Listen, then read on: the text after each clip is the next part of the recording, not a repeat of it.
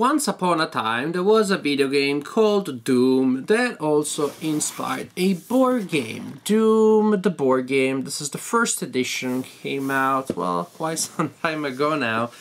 And this game, player controls these demons from outer space and evil parallel dimensions, and other players control the soldiers that fight against them.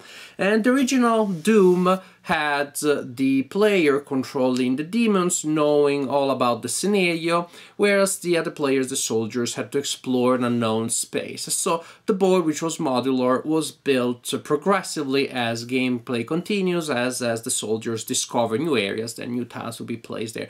Very fun, strong sense of exploration, mystery, also really matches the original video game in which you're figuring out your way into a space that you do not know yet. Also, it had a little bit of a Dungeons and Dragons type of dynamics there, at least.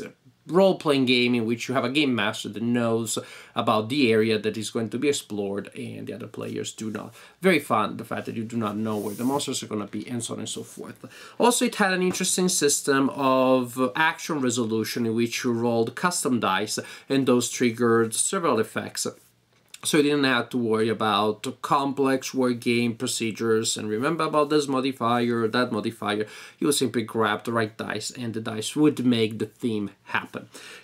The system, the game Doom, inspires several other games. One is Descent. The original box being almost as big as one of those gigantic Imperial starships of Star Wars. Which also had a sort of like dungeon master slash players dynamic as you were exploring new areas. It also had the system of custom dice to resolve actions, but here with the addition of a lot of extra effects, range attacks versus melee attacks, and magic and other effects. It's a fantasy game, so you could add all of those other thematic elements with different races and different types of spells working differently.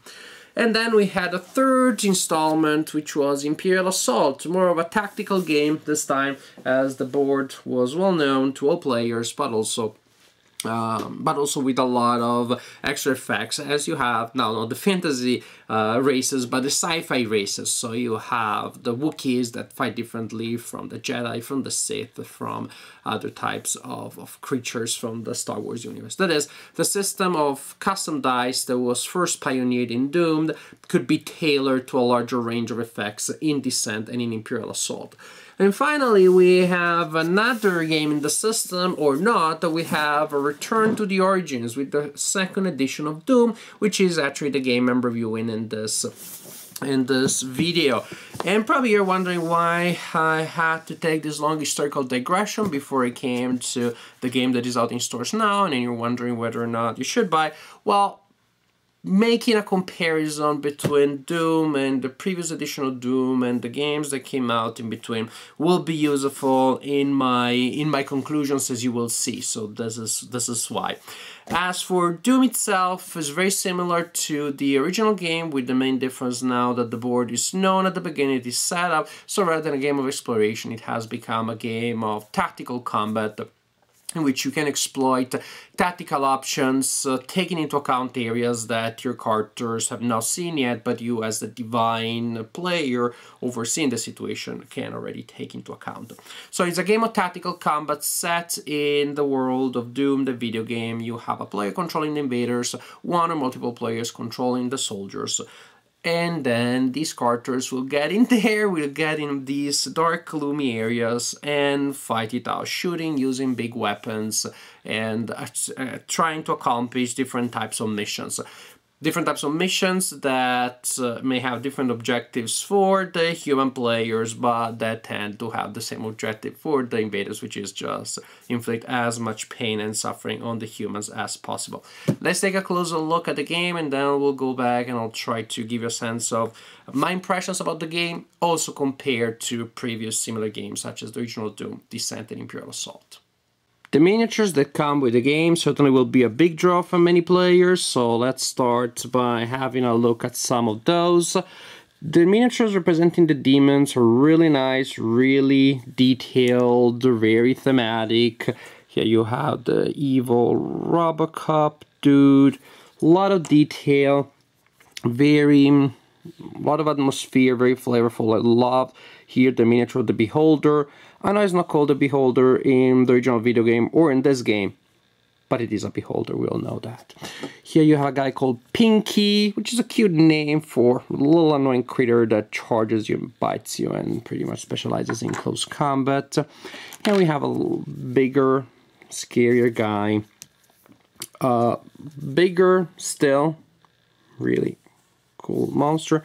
And then we had the biggest, baddest boss of them all, which is this huge dude here, just in scale.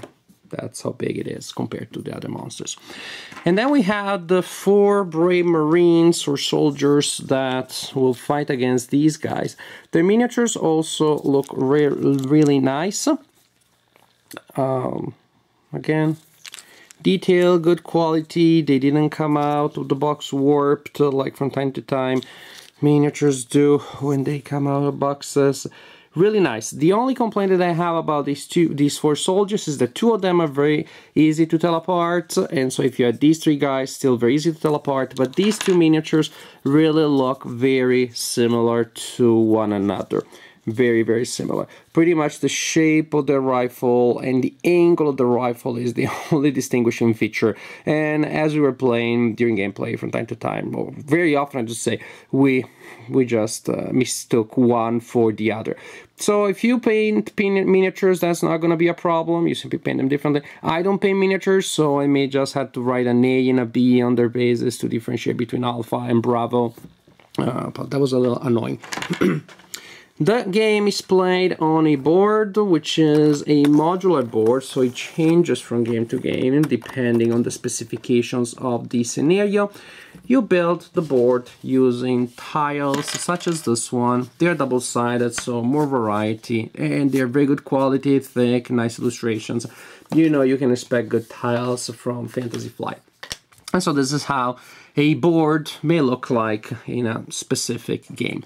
On this board you will place portals that are used by the monsters to spawn by the demon player. These portals may be inactive or active. There are 3 colors, red, yellow, and blue, and that indicates which kind of monster spawns from each portal.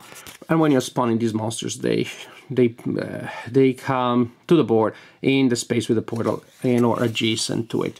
The demon player has a set of cards such as this one. Only one is used in each game, and each card matches different combinations of monsters to the different portals. For example, if you're using this card here in this game, the blue portal will spawn 2 possessed soldiers or a pinky monster and one of these tokens that the demon player can use to activate certain effects. The demon player chooses which group is activated during each activation. The soldiers have a card such as this one that indicates the number of health points that they have, which is usually 10. They all have the sprint ability that allows them to get extra movement points. You can see there isn't much variety there, really. The main point of this card is to remind the player of these 2 things, and simply by having it in front of you, then the other players know who is player whom, which one is your marine. Each marine also has a deck of cards that is used to activate the marine and to perform actions. That deck is formed by 3 mini decks. There is a standard mini deck of actions that all marine players have, and that includes an armor, a movement card, and 2 quick shot cards. And then you shuffle this mini deck together with other 2 mini decks representing weapons. And there are some basic weapons, so you start with a deck made of those 4 ones and 3 mini decks of 3 cards each. Each mini deck of 3 based on a different weapon. When you find that the weapons during the game, then you get the corresponding mini deck and you add it to your action deck. And this is very neat because I can give different weapons and customize my deck in different ways. So in a game I may use this weapon, and that will give me these cards. And in another game my marine may have this weapon and this other weapon, then the deck will be different, will be this deck here. Really cool idea. As for the evil player, the demon player doesn't have individual decks, but has cards that give the stats of each type of monster. That is, each monster in a certain category has exactly the same stats, and there is a single card that gives you the stats for all monsters of that type. So the demon player will have in front of themselves the cards representing the monsters that are activated in that game. Then the demon player also has a set of event cards that can be played at various times, and that will give the demon player or various special abilities and one-time benefits and this sort of thing. So how does the game work? Well, each turn starts with a status phase in which the players, or I should say the demon player, creates, constructs the activation deck, or in other cases reconciles the activation deck with what's going on the board. That is to say, everybody who is on the board needs to have a card in the activation deck. So if on the board we have those two guys, we have the Beholder, and we have a Pinky, the activation deck will need to have a card for Alpha, a card for Bravo, the two Marines that are actually there, a card for Pinky, and a card for the Beholder. But these cards, the activation cards for those two groups, are generic. As you can see, the activation cards for the demon player are all the same. But there are two different types of monsters that are on the board. Then during the status phase, we take one general activation cards for each type and we shuffle them together. And this is the main thing that happens in this phase. You're forming the activation deck. Then, simply put, a card is drawn, and either the miniature corresponding to the soldier activates, or if a card for a monster is drawn, then the demon player activates all miniatures of a certain group. So with this, I decide when that comes out, I could activate my Beholder or all of my Pinkies. As simple as that. You go through all of the activations, and then the turn is over. You form the activation deck again, which may be different next turn if different monsters are on the board, and so on and so forth. And you continue like this, turn after turn, until one of the two players has completed the objectives of the mission. But what happens in a turn? Well, when it is a player that activates, the player will play cards from their hand. Remember the deck of cards that I mentioned earlier? This is where you draw from to perform actions. Well, you draw into your hands and then you play from your hand. When you're playing a card, the card may have a speed rating and also may allow for an attack. In the case, you also have a range. That symbol here means that this is a main action, and other cards have this sort of like a bonus action or a quick action. During a turn, a Marine can take one main action and any number of special or quick actions. So when I'm taking an action that gives me movement, then I simply can move my Marine. You can move orthogonally or diagonally, still one movement point. And then you have some dotted lines and other types of lines that affect movement. For example, this is difficult terrain. It takes 2 movement points to cross that line. You can move through enemy figures or even friendly figures, but it takes an extra movement points to do so, and you cannot end movement in the same space because that would be wobbly. But you can move through enemy units, which is a little strange, but you can do that if you just spend an extra movement point. And you can move and attack in the same turn if you have that ability based on the card that you play, and you can move all of your movement points and attack, or attack and move some, attack, and then spend the remaining movement points. Also, some cards will give you extra abilities when you attack, and that simply is based on the text of the card. So move and or attack. To attack, simplicity itself. When you're attacking, you check that your target is in range, and then you grab the number and type of dice indicated there. There are 2 types of combat dice, red and black. Black is better, red is okay. So for example, this weapon will allow me to attack with 2 black dice and a single red die. There's a system that you had in the original Doom game, also you have in Descent, you have in Imperial Assault. Chances are that you've seen this system before. And it's a great system. I like it very much because it gives a lot of information. It makes weapons work in a lot of different ways, and you don't have to remember modifiers, combat charts. Simply grab the right combination of dice and the weapon. It's more or less effective, more or less deadly, as it should be. Now you roll the dice, and that will give you a number of hits. Hopefully, that, for example, is 5 hits. And attack is the same actually from the soldiers to the monsters and from the monsters to the soldiers.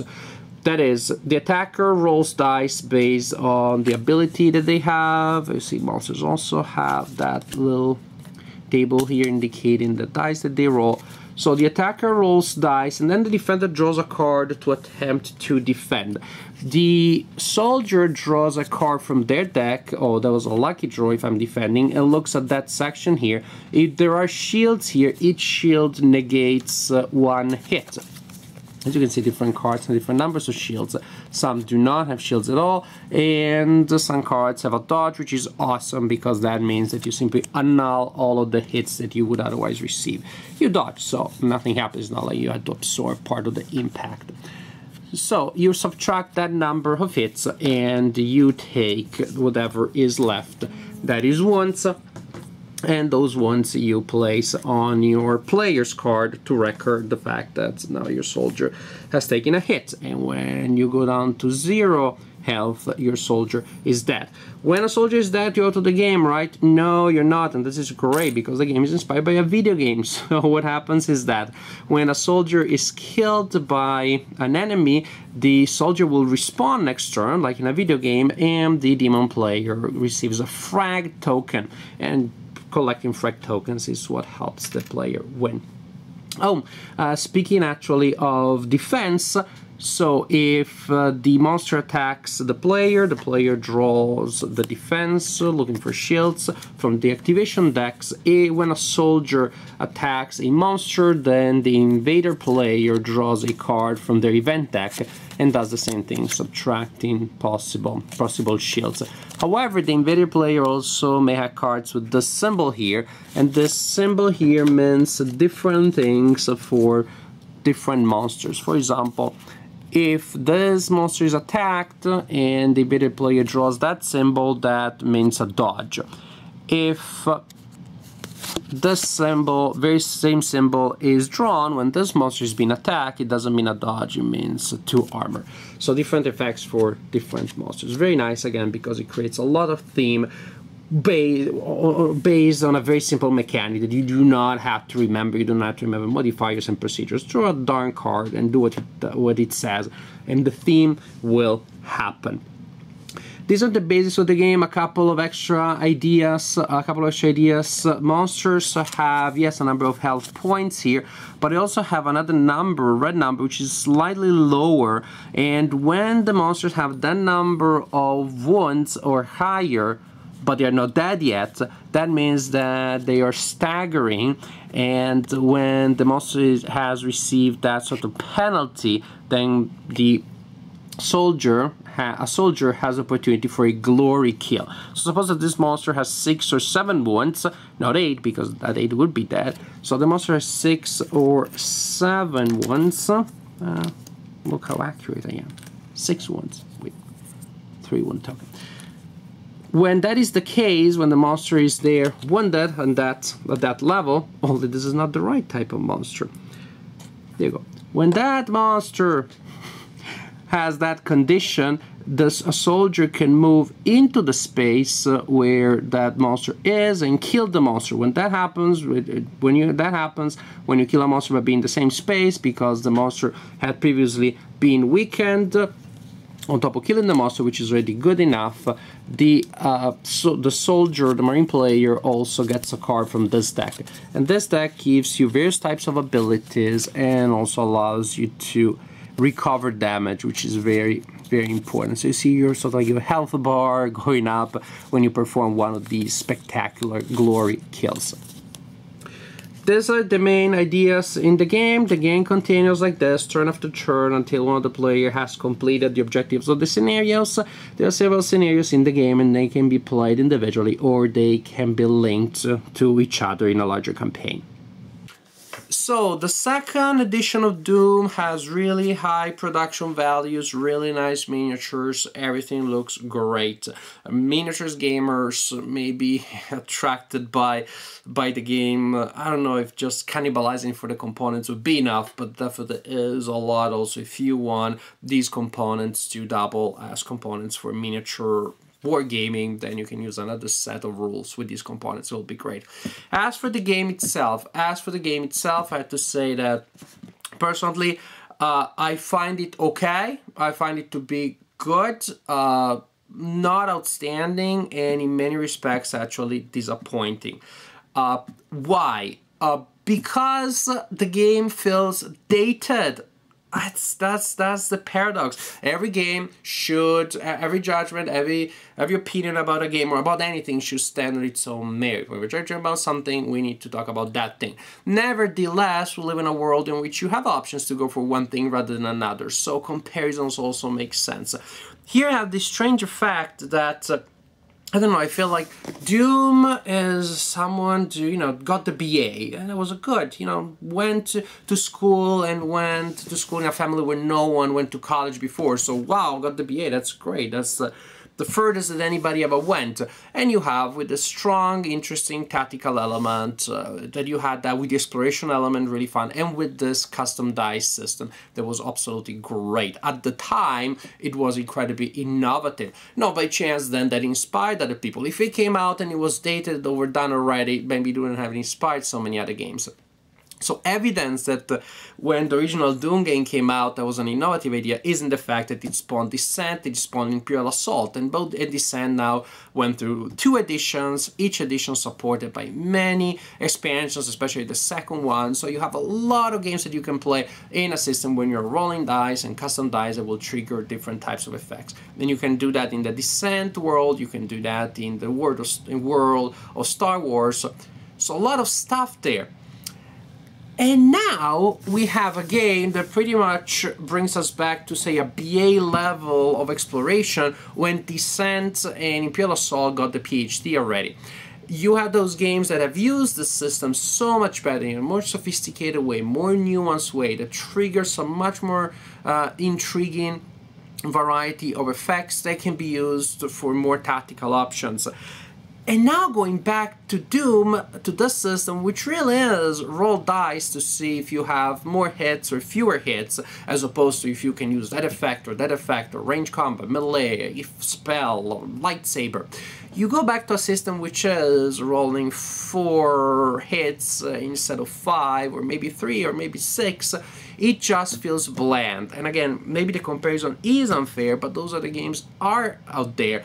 And by now, many of you probably have in your collection Descent and or Imperial Assault. So should you add Doom? To me, the main reason to add Doom to your collection at this point really is if you're a big fanatic fan of the video game, then you want to have everything related to the video game. Well, then by all means, probably you are not even watching that video. My video. You have already ordered the game.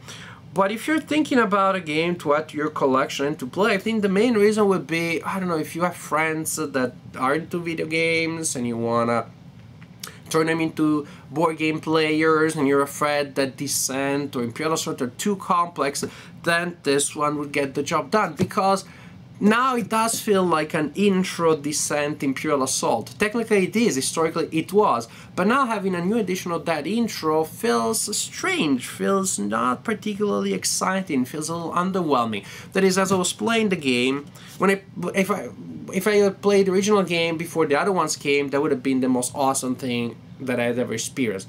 Now it just felt like a dumbed down, less appealing, less exciting version of Descent and Imperial Assault. This may be historically inaccurate, but that's the feeling. Now it feels like, why did they take Imperial Assault and and Descent and simplify them and made them into an intro game. And again, that was the point. As I was playing the game, I was missing the other two games. I was missing all of the effects that I knew I could have in those other games. Again, when the original game came out, that was the best thing, but now you have so many other options which are more rewarding, more compelling, more interesting. They are supported by a lot of interesting expansions, and I'm sure you can have expansions for Doom 2. There was an expansion for the original game, but the expansions for Doom will not bring so much variety as the expansions for Descent could, as the expansion for Imperial Assault could. Imperial Assault, you have Hoth or you have the Twin. That's very different scenarios. Here, well, I guess you can have another grim, dark, gloomy compound with more of these ugly monsters, but you simply, the original theme, the original franchise does not allow for that kind of variety. Or in Descent, again, you can have frozen lands, cities, dungeons, you can have all sorts of different landscapes. Those are expandable universes that allow for more variety, and you already have huge worlds that you can explore from board game to board game and expansion to expansion. And all of a sudden we have Doom here, which in terms of gameplay is not really as interesting as those other two ones. In terms of theme is interesting, but will not stay fresh for nearly as long as Descent and Imperial Assault can. So having the other two ones really makes having Doom in my collection a little unnecessary. I don't feel that this is like, you know, it will not be my to-go game when I want to play a tactical game with combat and interesting characters and a lot of theme, etc, etc. Also, to me, the fact that the second edition, now comparing the first to the second edition, what the second edition does is takes away one of the things that I like the most about the first one, which was the sense of uncertainty, the sense of exploration, the sense of not knowing what happens next. Now, it just so happens that since I'm the one that owns the games, usually when I play these games, I'm the one who is the game master and knows everything. And even then, I liked seeing the other players stumbling into the darkness, trying to figure out what happens, planning what they believe is their best move as they are entering completely half-cocked into like an area that has the most deadly traps and monsters.